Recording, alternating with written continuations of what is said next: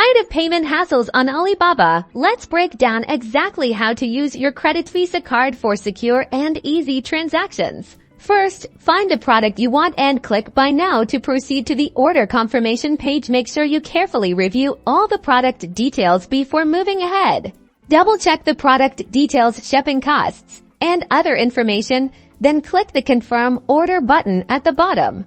You'll then be directed to the payment options here. Select the credit, debit card option. It might also specify Visa, depending on your location and the available options.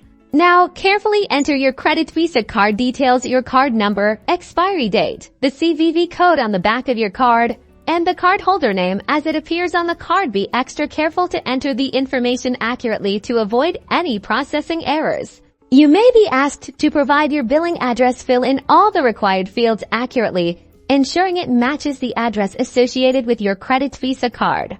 For added security, Alibaba may require a one-time password or OTP verification. Check your email or phone for a security code and enter it on the verification page. This helps confirm that you are the authorized cardholder.